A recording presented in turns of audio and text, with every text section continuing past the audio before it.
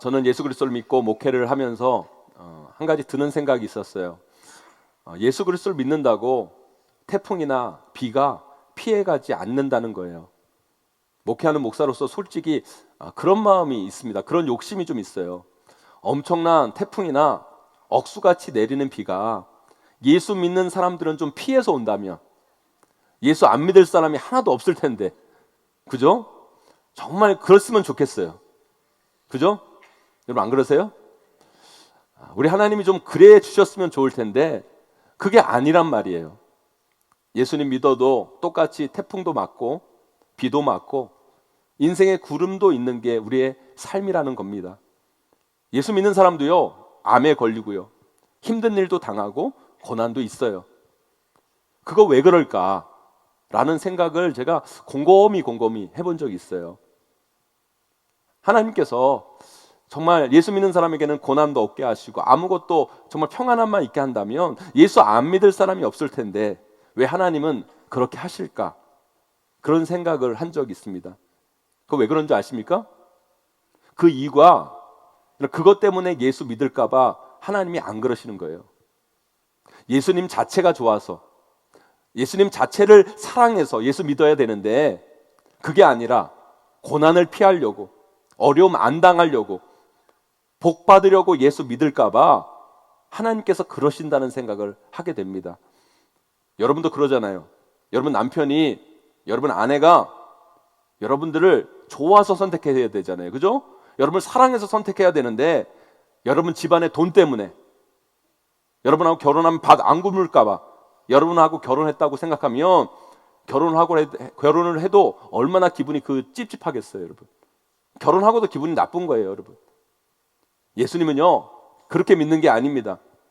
예수 믿으면 우리 삶이 잘 되고 어려움이 없어서 예수 믿는 게 아니라 우리는 내 삶이 잘 되나 안 되나, 어려움이 있나 없나, 고난이 있나 없나 상관없이 예수 그리스도를 사랑하고 좋아하는 게, 그것이 진정한 믿음임을 여러분 아시기를 소망합니다. 여러분, 그래서 예수 그리스도 믿는 사람이나 안 믿는 사람이나 똑같이 비가 오면 맞고요, 태풍이 오면 누구도 비껴갈 수가 없는 거예요. 하지만 똑같이 인생의 태풍을 맞고 비가 오면 맞지만 이 두 부류가 결코 똑같다고 생각하면 그건 큰 오산이에요. 인생에서 찾아오는 문제와 어려움, 힘듦이 예수 믿는 사람이나 안 믿는 사람이나 똑같이 생기고 일어날 수 있지만 이 둘이 인생의 그 태풍과 비를 대하는 태도나 자세가 전혀 다르다는 것을 우리는 알아야 돼요. 오늘 말씀을 읽어보면 예수 그리스도를 믿는 바울과 실라, 예수님을 믿지 않는 사람, 감옥의 간수가 나옵니다. 이 두 부류의 사람들, 이 사람들 모두에게 삶의 위기, 문제, 어려움이 똑같이 찾아와요. 똑같이 삶의 태풍이 몰아치고 인생의 비가 내립니다. 그런데 이 두 부류가요, 그것을 대하는 모습이 전혀 달라요. 예수 그리스도를 믿는 바울과 실라에게는 어떤 어려움이 닥칩니까? 여기서 길게 설명할 수는 없지만 한마디로 모함을 받아요. 모함을 받아서 부당하게 감옥에 들어가게 된 거예요. 한 사람이 귀신 들려서 바울과 신라가 그를 고쳐주죠. 고쳐주고 치료해줘서 귀신이 떠나가게 만듭니다. 그러면 오히려 상을 받아야 되는데 오히려 감옥에 들어가게 돼요. 귀신 들린 그 사람을 이용해서 돈을 버는 사람들이 그에게 귀신이 나가니까 이제 돈을 못 벌게 된 거예요. 그러니까 바울과 실라를 모함하여 고발하여서 그들을 감옥에 쳐넣습니다. 아니, 바울과 실라가 지금 사람 살리고 오히려 감옥에 들어가게 된 거예요. 이 얼마나 억울하고 답답하고 힘이 드는 일입니까? 감옥에 들어가 있다는 것은요, 보통 사람은요 상상하기도 어려운 일이잖아요. 그런데 그것도 좋은 일하고 그렇게 된 거예요. 그들은 지금 한마디로 인생에 뜻하지 않는 태풍을 경험하게 된 거예요. 그런데요, 그들은 그 상황에서, 그 자리에서 뭘 하는가를 잘 보세요. 뭐라고 있습니까, 여러분? 오늘 말씀 24절 25절 말씀 함께 읽어보도록 합니다. 함께 있습니다. 시작.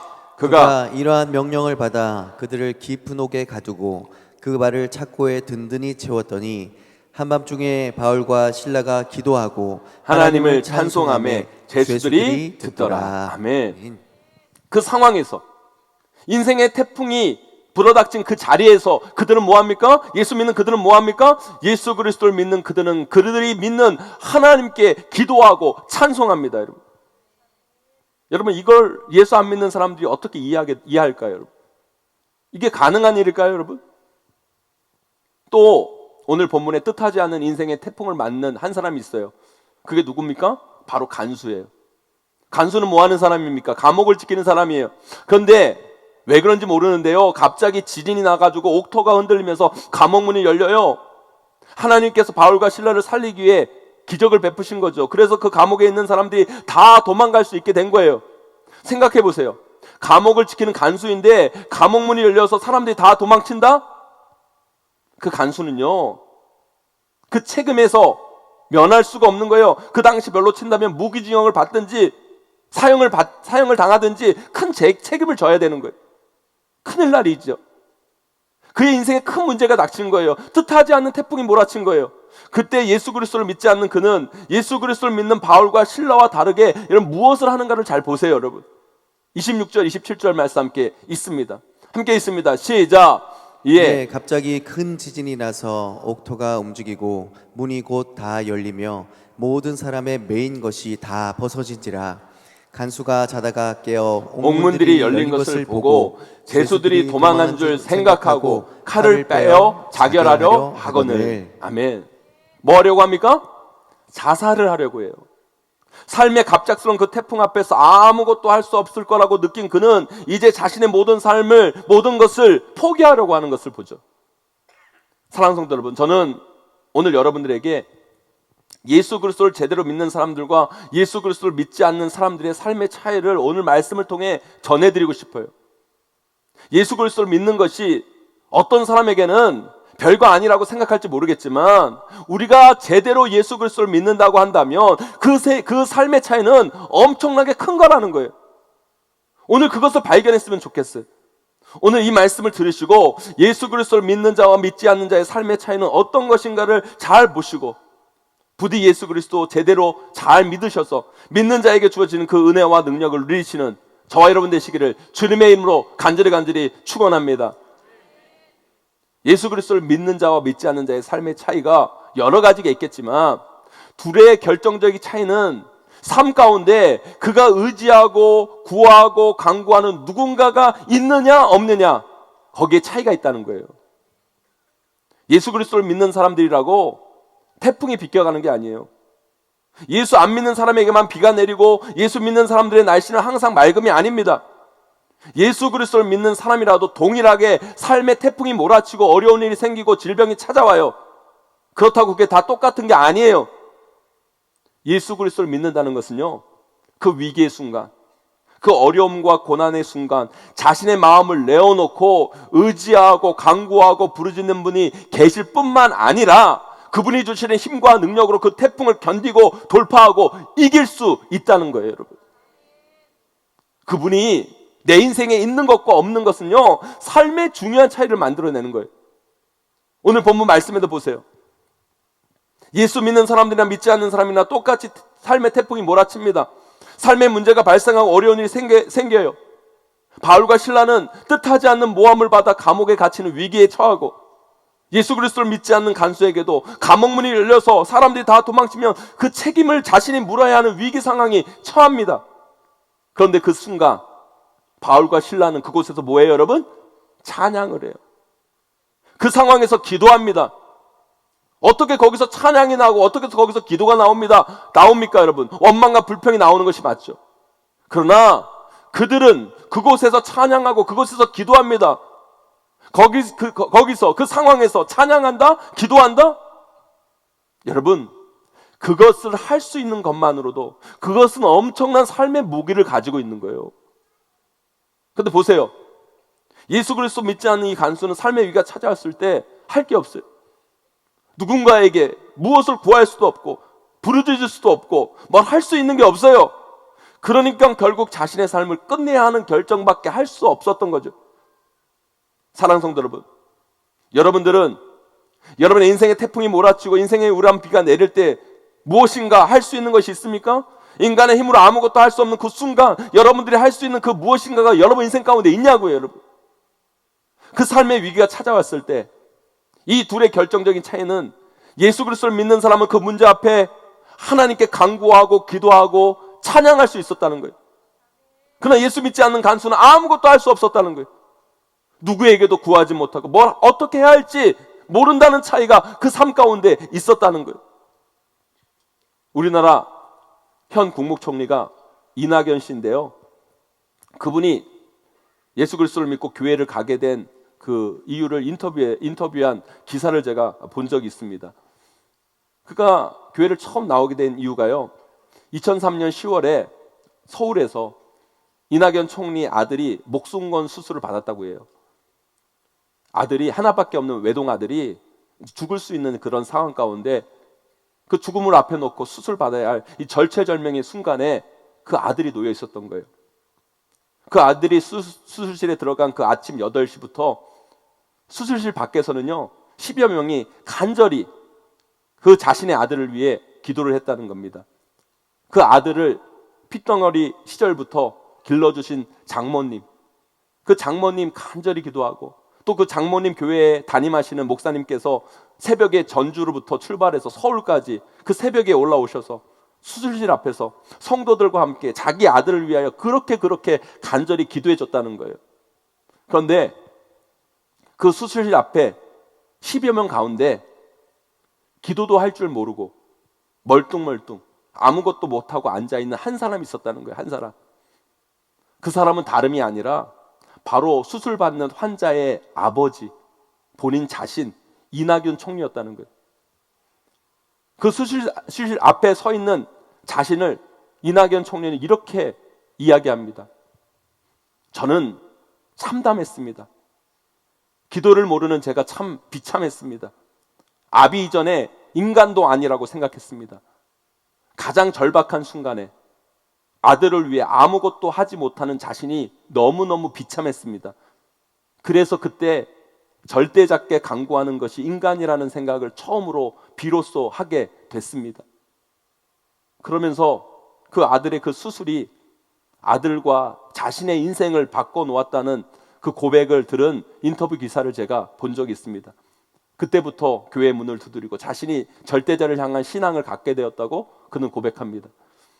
사랑하는 성도 여러분, 아무리 똑똑하고 아무리 권력 있고 아무리 대단한 것처럼 보여도요, 인간이 어떻게 할 수 없는 문제 앞에서 인간은 나약할 수밖에 없는 거예요.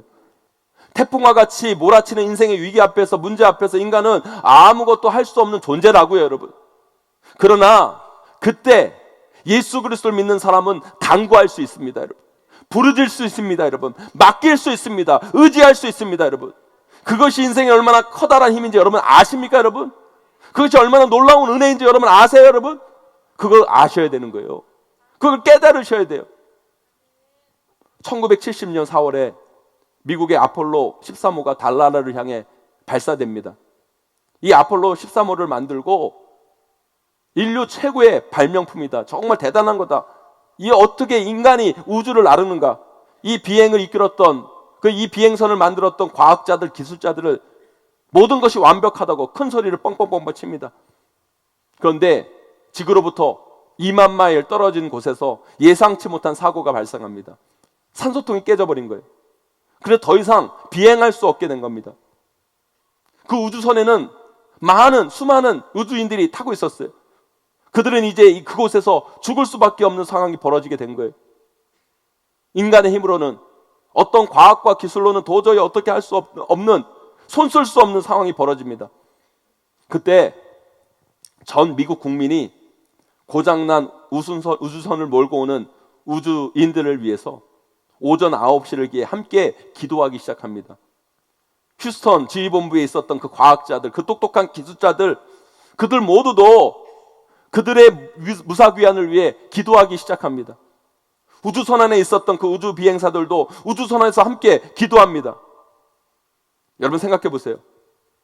인간의 최고의 과학자 산물, 그게 우주선이에요, 여러분. 그 우주선을 통해 우주를 정복하겠다고 큰 소리 쳤던 사람들입니다. 그런데 그것이 고장 났을 때 그 세계적으로 뛰어난 과학자, 기술자들도 어떻게 할 수 없었던 거예요. 그들도 그때 뭐예요, 여러분? 뭐합니까? 기도할 뿐이라는 거예요. 전 미국 국민들이 너나 할 것 없이 그들을 위해 기도합니다. 그런데 놀라운 기적이 일어납니다. 고장난 아폴로 13호는요, 태평양에 무사히 귀환합니다. 태평양 바다에 떨어진 거예요. 그리고 우주 비행사들은 미리 대기하고 있던 미국 해군 군함에 의해 구조됩니다. 그리고 우주인들이 그 군함에 올라와서 가장 먼저 취한 행동이 뭔지 아세요, 여러분? 해군 군목에 손을 잡고 하나님 감사합니다. 주님을 찬양합니다. Thank you God, praise the Lord. 하나님 앞에 감사의 기도를 드리고 찬양을 하는 것이었어요. 여러분, 그 주간의 타임지 표지가 뭔지 아세요, 여러분? 그들이 함께 손맞잡고 기도하는 사진이 그 주 타임지에 실린 거예요. 여러분, 아이러니하지 않습니까, 여러분? 최고의 과학자들, 우주를 정복할 수 있다고 말하는 그들의 마지막 삶의 근거도 결국 하나님을 믿는 믿음이었다는 거예요. 사랑하는 성도 여러분, 여러분들은 여러분 인생 가운데 예기치 않는 태풍이 불어왔을 때, 뜻하지 않는 폭우가 여러분 인생 가운데 내리칠 때 여러분들은 무엇을 하고 계십니까? 또 무엇을 하실 수 있습니까? 그저 아무것도 할 수 없는, 그저 어떻게 할 줄 몰라 멀뚱멀뚱 서 있거나 될 대로 되라, 아니면 오늘 본문의 간수처럼 삶의 끝을 도모하고 계십니까, 여러분? 사랑하는 성도 여러분, 예수 그리스도를 제대로 믿으면 우리는 그분을 찾을 수 있어요, 여러분. 그분께 부르짖을 수 있습니다, 여러분. 그분께 나아가 구하고 간구하고 외칠 뿐만 아니라 우리의 모든 짐을 그분께 내어놓을 수 있는 거예요, 여러분. 그것이 바로 예수 그리스도를 믿는 자에게 주어진 특권이요, 능력이요, 은혜인 거예요, 여러분. 그래서 예수 믿는 것이 좋은 거예요. 그래서 예수 믿으셔야 되는 거예요, 여러분. 오늘 본문에 사도 바울과 실라처럼 자신의 인생의 위기 가운데, 문제와 어려움 가운데 절망하지 않고 낙심하지 않고 원망하지 않고 다시 그 자리에서 예수 그리스도 이름으로 하나님께 부르짖고 간구하고 찬양함을 통해 다시 일어서서 그 인생의 태풍을 향해 힘있게 도전하고 나아가는 삶, 그것이 바로 예수 그리스도 믿는 자에게 주어지는 은혜요 특권임을 기억하기를 소망합니다, 여러분. 저는 이 자리에 계신 우리 모두가 예수 그리스도를 믿는 믿음을 통해서 우리 인생에 불어닥치는 수많은 태풍, 그 태풍 앞에서, 위기한 문제와 어려움 앞에서 굴하지 아니하고 넘어지지 아니하고 낙심하지 아니하고 예수님의 이름으로 하나님께 구하고 찬양함을 통해 다시 힘있게 일어서서 나아가는 귀한 은혜를 경험하는 저와 여러분 되시기를 주님의 이름으로 간절히 축원합니다. 두 번째요, 예수 그리스도를 믿으면 단순히 인생의 위기 속에서 간구하고 기도할 수 있는 것에서 끝나는 것이 아니라 거기서 진정한 구원을 경험한다는 거예요. 제가 앞에서 말씀드렸어요. 예수 그리스도를 믿으면 일단 우리 인생에 예기치 않은 태풍이 불어왔을 때, 문제가 생겼을 때 그때 우리는 부르짖을 수 있고 의지할 수 있고 기도할 수 있는 특권이 주어진다고 말씀드렸어요. 그러면 이렇게 말씀하시는 분들도 계실 거예요. 예수 안 믿는 사람들 중에도 문제가 생기면 절에 가는 사람들도 있고요, 어려운 일 생기면 점집에 찾아가고요, 어려운 일 생기면 비나이다 하면서 그들도 간구하던데요, 기도하던데요. 그러면 그 사람들하고 예수 믿는 사람들하고 똑같은 거 아닙니까? 맞죠? 단순히 부르짖는 것에서 끝난다면, 의지하는 것에서 끝난다면, 기도하는 것에서 끝난다면 그들과 우리는 별반 다르지가 않습니다. 그러나 그들과 우리는 분명히 달라요. 왜요? 그들은 대답하지 않는 것에 구하고, 그들을 구원할 수 없는 것을 향하여 기도하지만, 우리는 우리를 살리시고 우리를 구원하시고 우리에게 생명을 주신 이에게 구하고 있기 때문인 것입니다, 여러분. 오늘 말씀 30절 31절 말씀 함께 읽어보도록 하겠습니다. 30절 31절 말씀 함께 있습니다. 시작. 그들을 데리고 나가 이르되 선생들이여 내가 어떻게 하여야 구원을 받으리이까 하거늘 이르되 주 예수를 믿으라 그리하면 너와 내 집이 구원을 받으리라 하고. 아멘. 주 예수를 믿으라 그리하면 너와 내 집이 구원을 받으리라.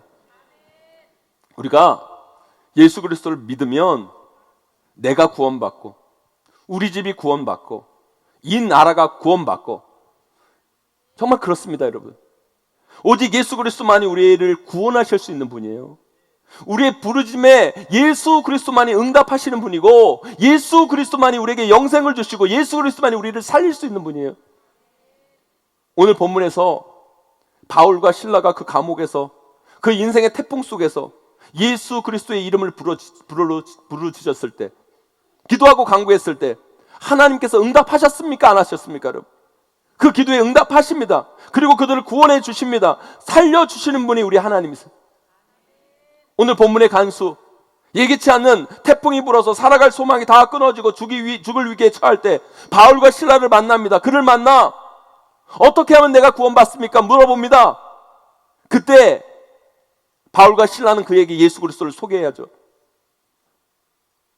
그가 그 소개를 통해 예수 그리스도를 믿음을 통해 결국 어떤 역사가 일어나게 됩니까? 오늘 본문 34절 말씀 함께 읽어보도록 하겠습니다. 함께 있습니다. 시작.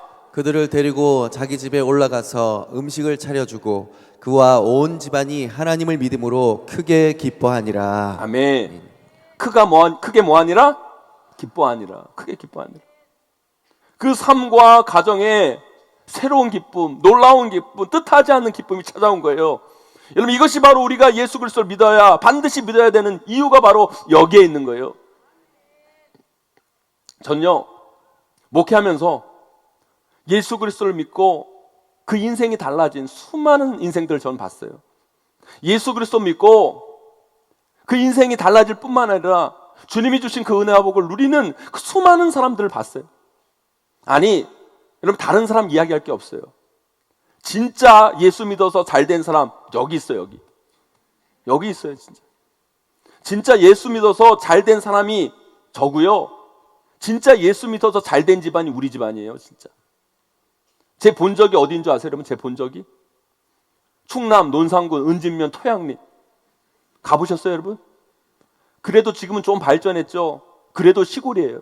예전에는요, 깡시골. 여러분, 연무대 아시죠? 연무대. 자식들, 손자들 군대 보낼 때 한 번씩 가보시잖아요, 여러분. 논산훈련소. 논산훈련소 거기서 조금 더 들어가면 거기가 우리 아버지, 어머니 고향이에요.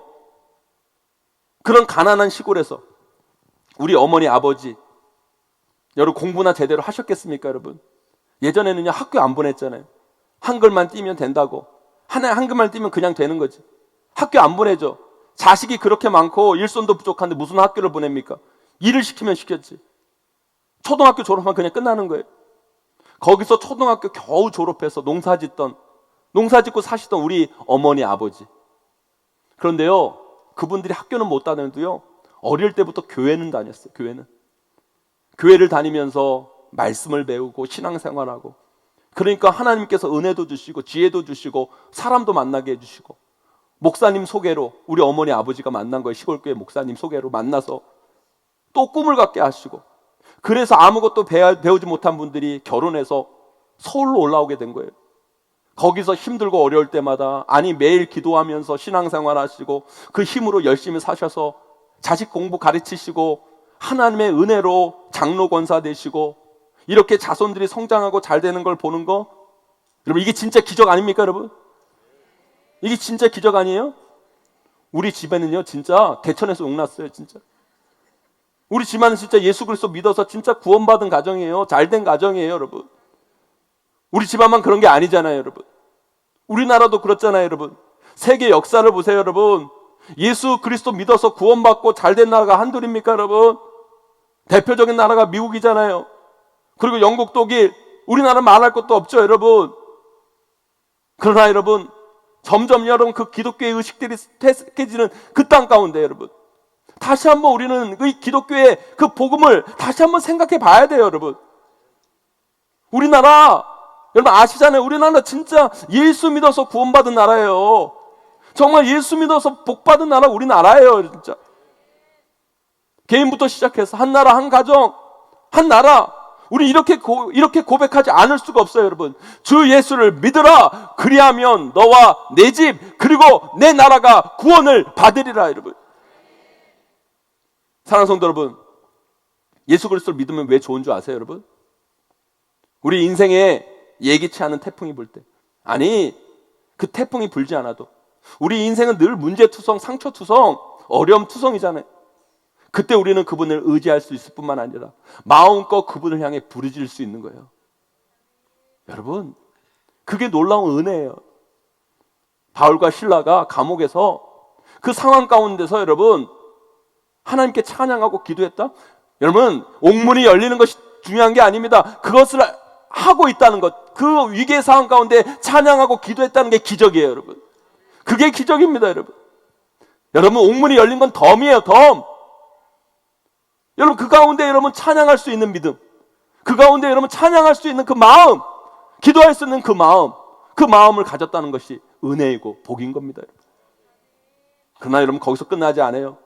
그분은 반드시 우리의 부르짐을 들으시고 우리의 기도에 귀를 기울이시고 우리를 건져주실 뿐만 아니라 우리를 가장 좋은 길로, 아름다운 길로, 복된 길로 우리를 구원해 주신 분이에요.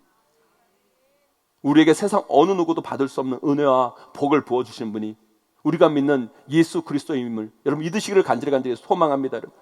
그래서 여러분 그분을 믿으셔야 돼요. 저는 이 자리에 계신 모든 분들이 예수 그리스도를 믿으시기를 소망합니다, 여러분.